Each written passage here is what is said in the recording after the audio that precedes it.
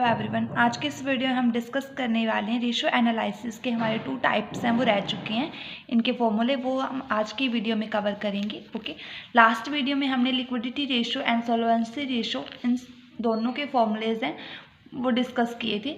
आज हम turnover ratio and profitability ratio करने वाले हैं। ओके, फर्स्ट हम देख लेते हैं टर्नओवर रेशियो क्या होता है। इसके कई नेम है वो आप याद रख लेना। Turnover ratio, activities ratio, performance ratio and efficiency ratio. And next इसका जो फर्स्ट फॉर्मूला क्या रहेगा वो देखो, stock turnover ratio. Stock turnover ratio को STR भी बोलते हैं। इसका फॉर्मूला क्या रहेगा, COGS divide by average stock. COGS means cost of goods sold. Okay, stock turnover ratio निकालने के लिए हम ऊपर यहाँ पे लिखेंगे cost of goods sold divide by average stock. Cost of goods sold हम कैसे निकालेंगे, कॉस्ट ऑफ गुड्स सोल्ड निकालने के लिए हमारे पास फॉर्मूला रहता है net sales minus gross profit. अभी देखो कॉस्ट ऑफ गुड्स सोल्ड में क्या आ जाएगा, जो हमारी गुड्स की जो कॉस्ट आई है वो आ जाएंगी। ठीक है, सिंपल सी बात है। देखो हमारा जो एक तो हम कोई भी एक्सपेंस कर रहे हैं कोई प्रोडक्ट बनाने के लिए, ठीक है, एक तो वो एक्सपेंसेस होते हैं, प्लस हम अपना उसमें से कुछ हमारा जो प्रॉफिट होता है वो हम ऐड करके उसके बाद हम उस प्रोडक्ट को सेल करते हैं। तो यहाँ पे हम क्या करेंगे, जो सेल होती है वो सबसे ज़्यादा अमाउंट होती है ना हमारी सेल में, हमारा प्रॉफिट भी इंक्लूड होता है और कॉस्ट भी इंक्लूड होती है। और यहाँ पे हमें कॉस्ट निकालने के लिए हम क्या करेंगे, जो सेल होती है उसमें से प्रॉफिट माइनस कर देंगे तो हमारे पास कॉस्ट ऑफ गुड्स सोल्ड आ जाएगा। ओके, और नेक्स्ट इसका एक फॉर्मूला है, उसमें हम क्या करते हैं, कॉस्ट ऑफ गुड्स सोल्ड निकालने के लिए opening stock plus purchase plus carriage inward plus wages plus direct expenses. Direct expenses कौन से होंगे, like excise and octroi duty etcetera. Okay, इन सभी में से माइनस कर देंगे हम क्लोजिंग स्टॉक, हमारे पास क्या आ जाएगा, कॉस्ट ऑफ गुड्स सोल्ड। उसके बाद हमारे फॉर्मूले में यहाँ पे एवरेज स्टॉक दे रखा है। एवरेज स्टॉक निकालने के लिए हमारे पास फॉर्मूला रहेगा opening stock plus closing stock divide by 2। Average निकालने के लिए तो हम डिवाइड बाय 2 ही करते हैं। इसमें एक नोट दे रखा है, if the opening stock is not given and available then closing stock can be used as average stock. अगर हमारे क्वेश्चन में हमें ओपनिंग स्टॉक नहीं दिया गया है तो जो हमारा क्लोजिंग स्टॉक होता है उसको हम एज एवरेज स्टॉक यूज़ कर सकते हैं। ओके, अगर हमारे क्वेश्चन में ओपनिंग स्टॉक नहीं दिया गया तो हम जो हमारा क्लोजिंग स्टॉक है उसको हम यहाँ एवरेज स्टॉक के लिए हम इसे यूज़ कर लेंगे। ओके, नेक्स्ट इसका फर्स्ट फॉर्मूला था stock turnover ratio. Next formula क्या है इसका, stock conversion period and stock holding period. Stock conversion period और स्टॉक होल्डिंग पीरियड का हमारे पास फॉर्मूला रहता है।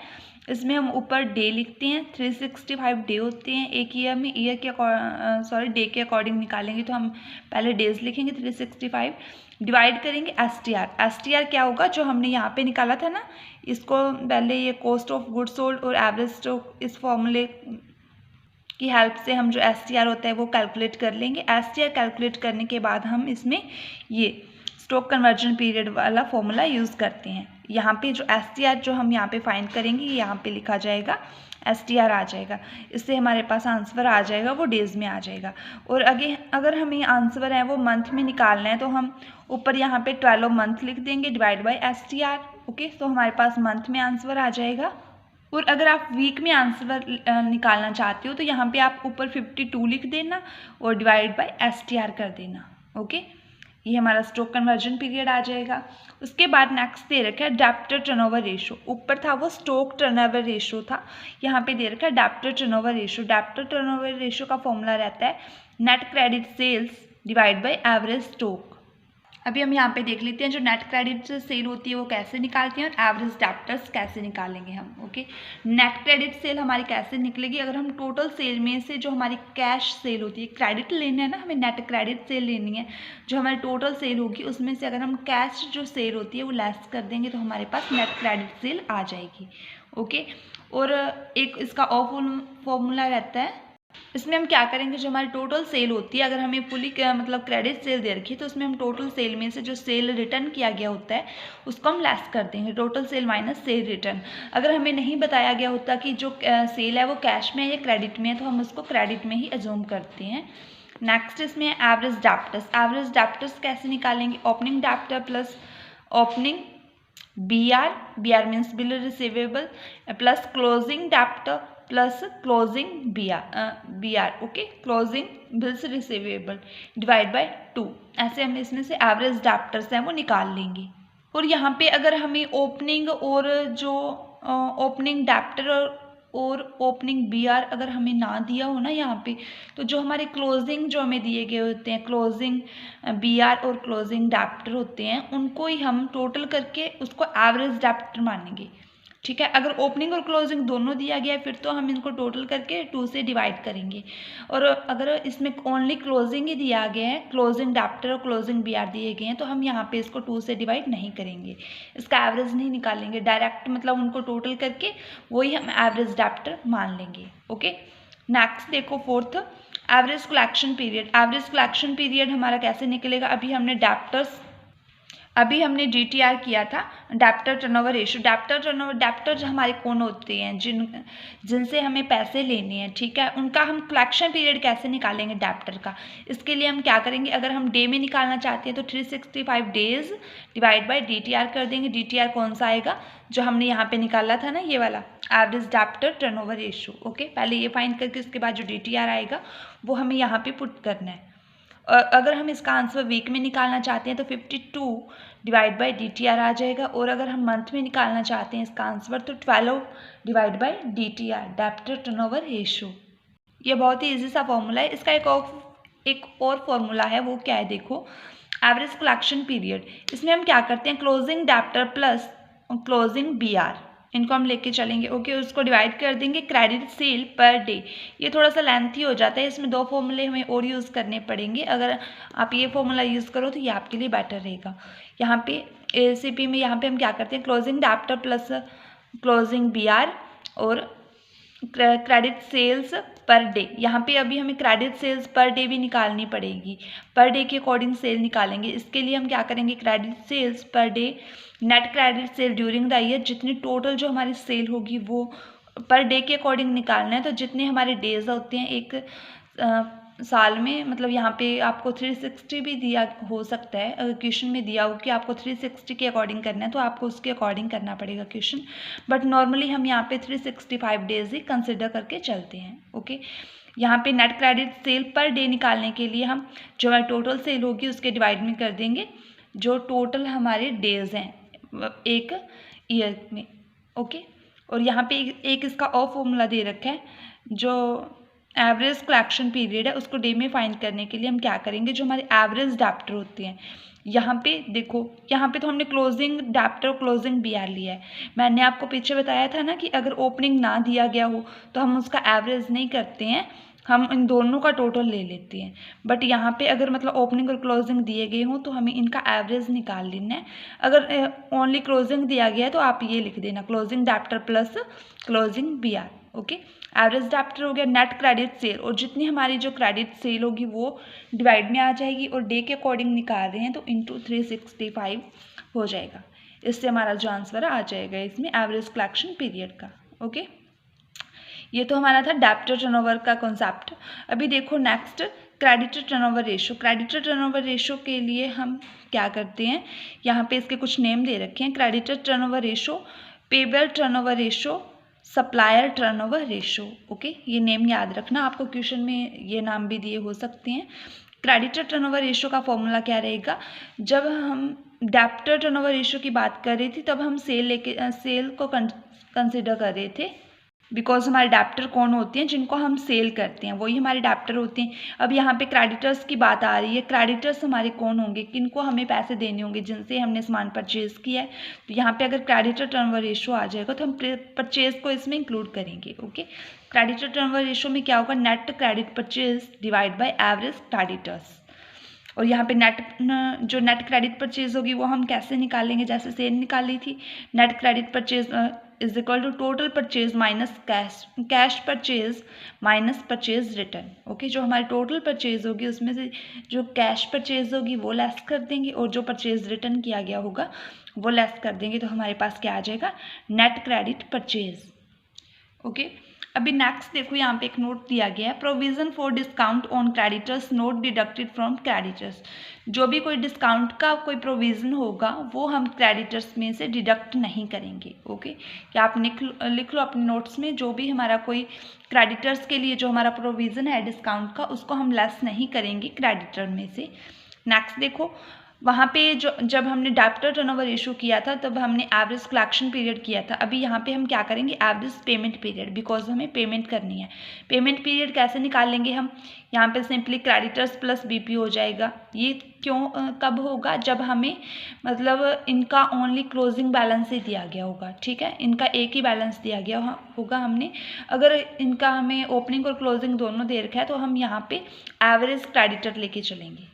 ओके, एवरेज क्रेडिटर, बट यहाँ पे इनका क्लोजिंग बैलेंस दिया गया होगा तो हम इसको क्रेडिटर प्लस बीपी मीन्स इसको हम 2 से डिवाइड नहीं करेंगे, जितनी उनकी अमाउंट है वो हम यहाँ पे लिख देंगे, divide by credit purchase per day.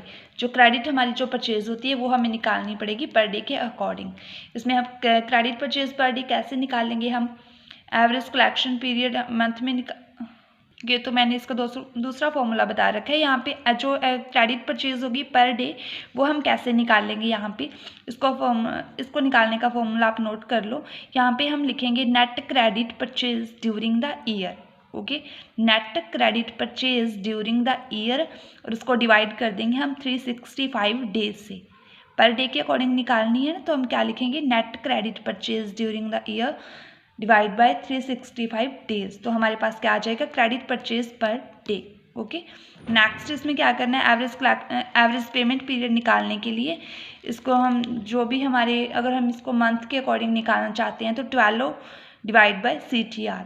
CTR हमारा क्या रहेगा, क्रेडिटर टर्नओवर रेशो। ओके, अगर हमें एवरेज पेमेंट पीरियड वीक में निकालना है तो हम 52 वीक डिवाइड बाय CTR कर देंगे। CTR में क्या आएगा, क्रेडिटर टर्नओवर रेशो। और अगर हमें एवरेज पेमेंट पीरियड, नेक्स्ट हमारे पास आ जाएगा asset turnover ratio. Asset turnover ratio का हमारे पास फॉर्मूला क्या रहेगा वो हम देख लेते हैं। इसमें जो ए पार्ट है इसका, fix assets turnover ratio. Assets में हम फर्स्टली लेंगे हम फिक्स एसेट टर्नओवर रेशो। इसका फॉर्मूला रहेगा सेल और कॉस्ट ऑफ सेल और goods sold divide by net fix assets. Okay, यहाँ पे हमें सेल लेनी है या फिर कॉस्ट ऑफ सेल लेनी है और गुड्स सोल्ड लेनी है।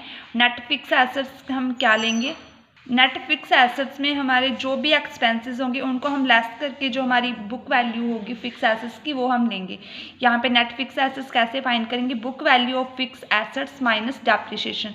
जो भी एक्सपेंसेस होंगे वो हम लेस करेंगे, उसके बाद जो नेट इसकी वैल्यू आएगी वो हम यहाँ पे लेंगे। इसमें एक नोट दे रखा है, वो देखो, it is always better to calculate this ratio in relation to cost of goods sold if this information is not given then sale data are to be considered. Okay, जब भी हमें ये फाइंड करना होता है फिक्स एसेट्स टर्नओवर रेशो, तो इसमें हमारे लिए बेनिफिशियल क्या रहता है कि हम कॉस्ट ऑफ गुड्स के रिलेशन में, कॉस्ट ऑफ गुड्स सोल्ड के रिलेशन में इसे फाइंड करें। और अगर ये हमें कॉस्ट ऑफ गुड्स सोल्ड की इंफॉर्मेशन नहीं दी गई होती तो हम इसमें सेल डाटा भी यूज़ कर सकते हैं।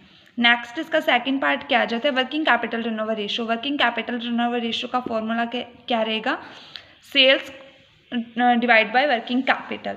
ओके, सेल में क्या आ जाएगा, cost of sales divide by working capital. यहाँ तक जो हमारे फॉर्मूलाज थे वो टर्नओवर रेशो से रिलेटेड थे। ओके, ये मैंने आपको सारे कवर करवा दिए हैं। इसके टोटल 7 फॉर्मूलाज हैं, 7 के 2 पार्ट्स हैं। नेक्स्ट हम इसमें डिस्कस करते हैं अभी प्रॉफिटेबिलिटी रेशो। प्रॉफिटेबिलिटी रेशो में हमारा जो फर्स्ट फॉर्मूला रहता है वो रहता है gross profit ratio. Gross profit ratio हम कैसे फाइंड करेंगे, यहाँ पे GP divide by net sales. GP means gross profit लेंगे और डिवाइड बाय नेट सेल करेंगे इनटू 100। यहाँ पे जो जीपी है वो हम कैसे फाइंड करेंगे, जो हमारा ग्रोस प्रॉफिट होता है वो हमारा प्रॉफिट होता है। देखो, अब जो हमारी टोटल सेल होती है, जितने की हम टोटल सेल कर रहे हैं, जितने पैसे हमारे पास आ रहे हैं, उसमें क्या क्या इंक्लूड होता है। एक तो उसमें जो कॉस्ट होती है वो इंक्लूड होती है, प्लस उसमें हमारा प्रॉफिट होता है। ठीक है, अभी हमें यहाँ पे प्रॉफिट लेना है तो जो कॉस्ट होती है ना, वो टोटल सेल में से हम जो हमारी कॉस्ट होती है वो हम लेस कर देंगे। मीन्स जो ग्रोस प्रॉफिट होगा उसमें से, उसको फाइंड करने के लिए हम सेल में से cost of goods sold less कर देंगे। हमारे पास क्या आ जाएगा, ग्रोस प्रॉफिट। और यहाँ पे हमें नीचे नेट सेल लेनी लेनी है। नेट सेल हमारे पास कैसे आएगी, जब हम सेल में से सेल रिटर्न माइनस कर देंगे। ओके, नेट सेल निकालने का फॉर्मूला क्या होता है, सेल माइनस सेल रिटर्न। और नेक्स्ट इसका जो सेकंड पॉइंट है उसमें ऑपरेटिंग रेशो कैसे फाइंड करेंगे हम, इसमें ऑपरेटिंग कॉस्ट लेंगे divide by net sales into 100। Operating cost में हम किसको इंक्लूड करते हैं, कॉस्ट ऑफ गुड्स सोल्ड को इंक्लूड करते हैं, प्लस इसमें जो ऑपरेटिंग एक्सपेंसेस होते हैं like office and administrative expenses आगे and selling and distribution expenses आगे। ओके, ये हमारी क्या होती है, ऑपरेटिंग कॉस्ट होती है। यहाँ पे हम वो लेंगे cost of goods sold plus office and administrative expenses plus selling and distribution expenses. Net cell में हमारे पास वही सेम चीज़ जो मैंने आपको अभी बताई थी, यहाँ पे नेट सेल निकालने का फॉर्मूला क्या रहेगा, sale minus sale return into 100। जो इसका थर्ड पॉइंट है उसमें हम नेट प्रॉफिट रेशियो निकाल रहे हैं। नेट प्रॉफिट रेशियो का फॉर्मूला क्या रहेगा, net profit after interest and tax. जो हमें नेट प्रॉफिट लेना है वो आफ्टर इंटरेस्ट एंड टैक्स लेना है, मीन्स जो हमारे इंटरेस्ट और टैक्स होंगे उनको पे करके उसके बाद जो हमारा नेट प्रॉफिट रहेगा वो हम यहाँ पे लिखेंगे divide by net sales into 100। और जो नेक्स्ट इसमें डी पॉइंट है एक्सपेंसेस रेशो जब हमें फाइंड करने होते हैं तो इसमें दो टाइप दे रखे हैं हमें इसके। फर्स्ट में हम निकालेंगे एडमिनिस्ट्रेटिव एक्सपेंसेस रेशो, सेकंड में selling and distribution expenses ratio. First में क्या रहेगा, एडमिनिस्ट्रेटिव एक्सपेंसेस रेशो का फॉर्मूला क्या रहेगा, ऊपर हम लिखेंगे यहाँ पे टोटल जो हमारे एक्सपेंसेस होते हैं एडमिनिस्ट्रेटिव जितने भी एक्सपेंसेस हैं वो लिख देंगे divide by net sales into 100। ऐसे ही जो सेलिंग एंड डिस्ट्रीब्यूशन एक्सपेंसेस दे रखे हैं उसको निकालने का फॉर्मूला क्या रहेगा, selling and distribution expenses divide by net sales into 100। Okay, E point देखो इसमें क्या दे रखा है, रिटर्न ऑन कैपिटल एम्प्लॉयड और return on investment. Return on capital employed निकालने का हमारे पास फॉर्मूला क्या रहता है, profit before interest and tax. इसमें जो हमारा प्रॉफिट होता है ना वो हम बिफोर इंटरेस्ट और टैक्स लेते हैं, मीन्स हम टैक्स पे करने से पहले और कोई भी इंटरेस्ट देने से पहले जो हमारा प्रॉफिट होता है वो हम यहाँ पे लेंगे और divide by capital employed into 100। ठीक है, प्रॉफिट तो आपको पता लग गया कि हमें इंटरेस्ट और टैक्स से पहले का लेना है, बट जो कैपिटल एम्प्लॉयड होता है वो हम कैसे फाइंड करेंगे, कैपिटल एम्प्लॉयड फाइंड करने का फॉर्मूला होता है fix assets plus current assets minus current liability. दोबारा सुन लो, fix assets plus current assets minus current liability. और एक इसका फॉर्मूला रहता है कैपिटल एम्प्लॉयड निकालने का, share holder funds plus non current liability, share holder funds plus non current liability. Okay, ये मोस्ट इंपॉर्टेंट फॉर्मूलाज हैं कैपिटल एम्प्लॉयड, ये आप अलग से नोट कर लो। और इसमें एक नोट दे रखा है, investment outside the business not included. इसमें जो हमारी आउटसाइड द बिजनेस जो इन्वेस्टमेंट होती है उसको हम यहाँ पे इंक्लूड नहीं करेंगे। ओके, किस में इंक्लूड नहीं करेंगे, हम यहाँ पे करंट एसेट्स में नहीं करेंगे।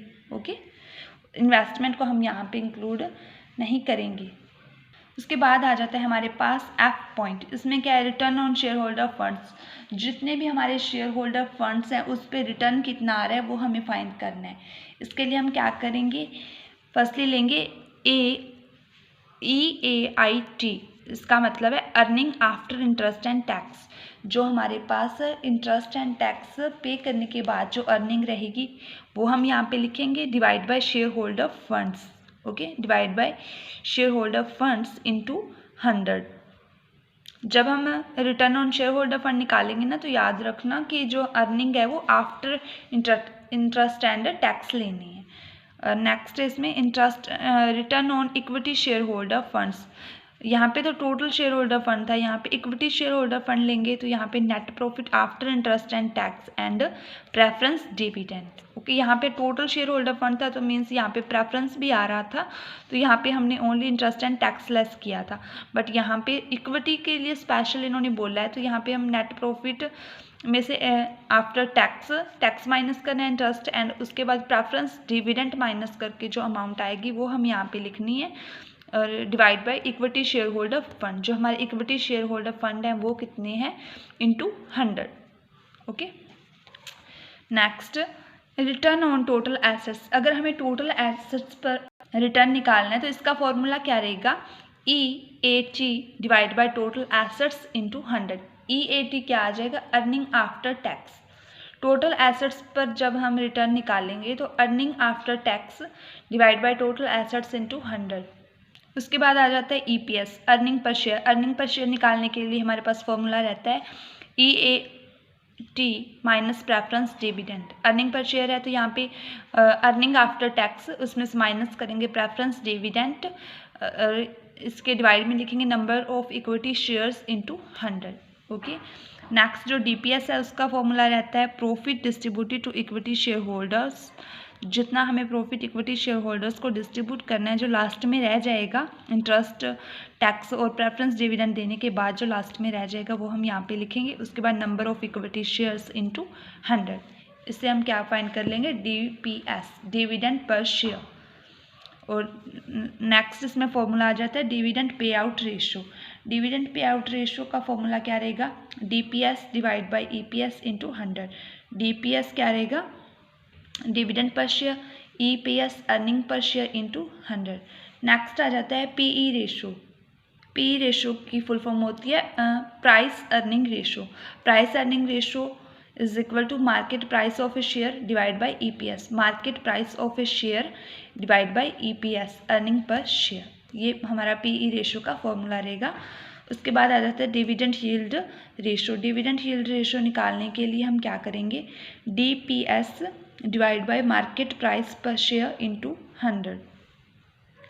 और जो लास्ट हमारा जो फॉर्मूला है वो डिविडेंड कवरेज रेशो का रहेगा profit after tax divide by preference dividend. Profit after tax divide by preference dividend. Okay, और यहाँ पे हमारा एक फॉर्मूला और रहेगा, ये तो डिविडेंड यील्ड रेशो था ना, यहाँ पे एक अर्निंग यील्ड रेशो का आ जाएगा।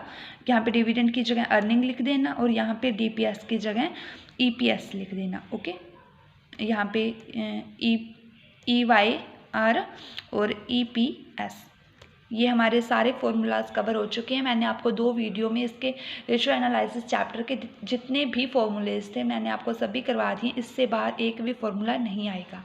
ओके।